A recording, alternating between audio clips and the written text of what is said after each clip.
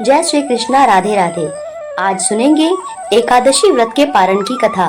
क्योंकि एकादशी को व्रत रख के द्वादशी के दिन जब हम इसका पारण करते हैं तो सुबह स्नान आदि से निवृत्त होकर इस कथा को अवश्य सुनना चाहिए।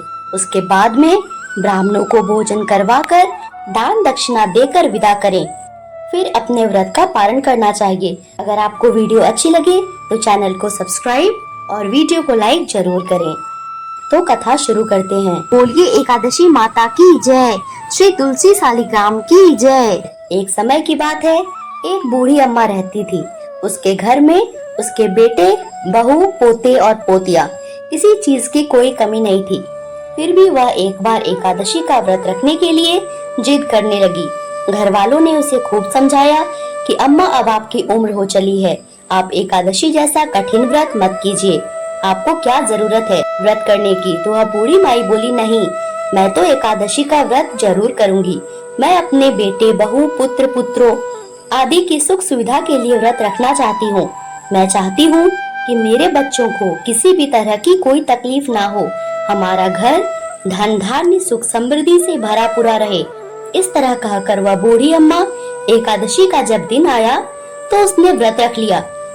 सुबह सवेरे जल्दी उठकर स्नान किया और उसके बाद में घर के मंदिर में श्री हरि विष्णु के समक्ष घी का दिया जलाकर एक जल से भरा हुआ कलश रखकर श्री हरि विष्णु के चरणों का ध्यान करते हुए उसने अच्छी तरह से व्रत की कथा सुनी और ओम नमो भगवते वासुदेवाय मंत्र का जाप भी किया। उसके बाद में अपने बच्चों के मंगल जीवन की कामना हेतु सूर्य भगवान को अर्घ दिया। फिर पूरा दिन पूजा पाठ करती रही और एक ब्राह्मण के घर पर मिट्टी के पात्र को जल से भरकर और उस ऋतु में उगने वाले फल को दान किया।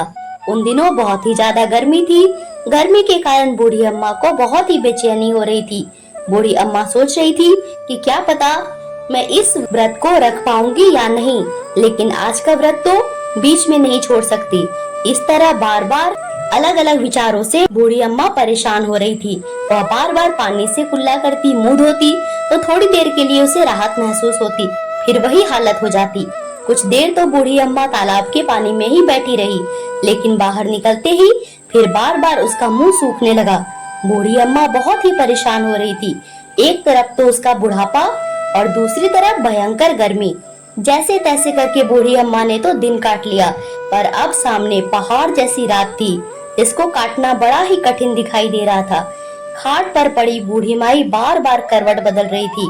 कभी खड़ी होती, बाहर जाती, कभी अंदर आती, कभी उठती, कभी बैठती। कहीं पर भी उसे शांति महसूस नहीं हो रही थी। वह वापस खटिया पर आकर बैठ गई और एकादशी माता का स्मरण करती रही। कहने लगी, हे माता, आप तो आज मेरी लाज रख लीजिए, मुझे इतनी शक्ति दीजिए जिससे मैं भली भांति आपका व्रत पूर्ण कर पाऊं और यह पहाड़ सी रात शांति पूर्वक बीत जाए। प्यास के कारण बूढ़ी माँ की बेचैनी बहुत ही बढ़ रही थी। उसने बहुत ही धैर्य रखने की कोशिश की, चुपचाप बैठी रही, पर प्यास सहन नहीं कर पाई और उसकी सहनशीलता की सीमा टूट गई और वे घबरा कर एकदम से चिल्ला पड़ी और जोर जोर से कहने लगी, बचाओ बचाओ। तो अम्मा का चिल्लाना सुनकर उसके परिवार के सारे सदस्य वहाँ पर एकत्रित हो गए। अड़ोसी पड़ोसी भी आ गए। बूढ़ी अम्मा के खटिया के चारों ओर खड़ी होके सभी कहने लगे, अम्मा जी, आपको क्या हो गया? आप क्यों इस तरह से चिल्ला रही हैं? बूढ़ी अम्मा की बहू ने कहा कि आपको पता है, हमारी अम्मा जी ने आज एकादशी का व्रत रखा है। हम सब ने मना किया था। इतनी उम्र के बाद व्रत रखने की क्या जरूरत है? आज इन्हें कौन सी कमी है जो इन्हें व्रत रखने की नौबत आ गई? तो सारे लोग कहने लगे, सही बात है अम्मा जी, अब आपकी उम्र हो चली है, व्रत रखने की तो अब आप में शक्ति भी नहीं है और एकादशी जैसा कठिन व्रत आपके बस की बात नहीं। हम जैसे हट्टे कट्टे भी एकादशी का व्रत रखने में हिचकिचाते हैं और आपने बिना सोचे समझे एकादशी का व्रत रख लिया। तो बूढ़ी अम्मा कहने लगी, भोजन तो मैं नहीं करूंगी, ना ही पानी पीऊंगी। आज तो लगता है कि मेरे प्राण निकल जाएंगे। ऐसा करो, एक छोटी सी मटकी पानी से भरकर मेरी छाती पर रख दो। यह सुनते ही बुढ़िया का पोता भागकर एक छोटे से घड़े में पानी लेकर आया और अपनी दादी की छाती पर धीरे से रख दिया। छाती पर रखते ही थोड़ा सा आराम मिला। आराम मिलने के कारण बूढ़ी अम्मा को नींद आ गई और सारे कहने लगे, चलो अब तो आराम कर रही है, आधी रात बीत चुकी है, आधी रात और है। अब अम्मा को नींद आ गई। अम्मा के जागने तक सवेरा हो जाएगा। इस तरह सभी अपने अपने घर चले गए। बेटे, बहू, पोते, पोती सब सो गए। तो एकादशी माता सोचने लगी कि बूढ़ी अम्मा बहुत कठोर व्रत कर रही है, दिन भर कितनी परेशान हुई है, फिर भी पानी पीने का नाम नहीं लिया। अब मुझे खुद इनकी परीक्षा लेनी होगी। यह सोच एकादशी माता मुर्गे का रूप लेकर रात को ही बांग लगाने लगी। तो मुर्गे की आवाज सुनकर दादी माँ की आंख खुल गई और उसने सोचा कि भोर हो गई है। वह जल्दी से खड़ी हुई और बाहर आई और आकर आसमान की ओर देखा तो आसमान में कहीं भी उन्हें प्रातःकालीन तारा नहीं दिखा। वह सोचने लगी कि यह मुर्गा क्यों और कैसे बोल रहा है। अभी तक तो जो तारा उगता है, जिसको देखकर मैं अनुमान लगाती हूँ कि सवेरा हो गया है, वो अभी नहीं निकला है, फिर यह मुर्गा कैसे बोल रहा है।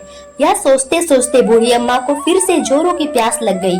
अब उनका मन विचलित होने लगा, लेकिन उन्होंने निश्चय कर रखा था कि व्रत को तो मैं पूरा करके ही छोड़ूंगी, भले ही मेरे प्राण क्यों ना निकल जाए।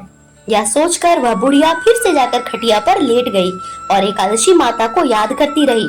तो एकादशी माता ने एक बार फिर उसकी परीक्षा लेनी चाही।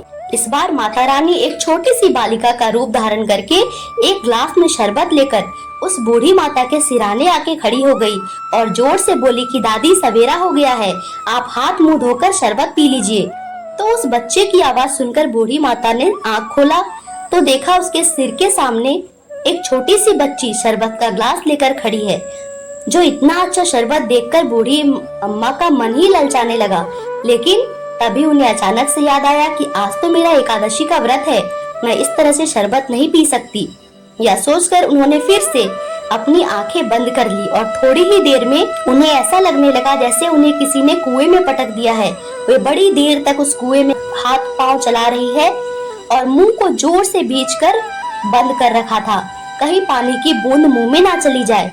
इस तरह से वे अपनी दृढ़ता पूर्वक व्रत का पालन करती रही। थोड़ी देर में अचानक से अम्मा को लगा जैसे सामने आग जल गई हो, जिससे भारी गर्मी हो रही हो, प्यास के कारण प्राण निकल रहे हैं।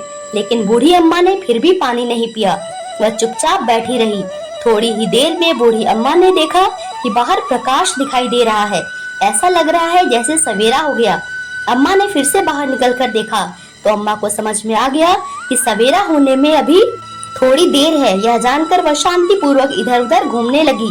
तरह तरह से परीक्षा लेकर एकादशी माता को भी पता चल चुका था कि वह बूढ़ी अम्मा किसी प्रकार से अपने व्रत को नहीं तोड़ेगी। तो ग्यारस माता ने प्रसन्न होकर बूढ़ी अम्मा को आशीर्वाद दिया, जिसकी वजह से अम्मा के बचे हुए 2 घंटे बड़े ही सरलता पूर्वक निकल गए और फिर सवेरा हो गया। सवेरा होते ही बूढ़ी अम्मा ने स्नान किया और भगवान विष्णु की पूजा पाठ की और एकादशी माता की पारण की कथा सुनी और कथा सुनने के बाद ब्राह्मणों को दक्षिणा देकर भोजन कराया और उसके बाद में श्री हरि विष्णु और एकादशी माता से व्रत में हुई भूल चूक के लिए माफी मांगी।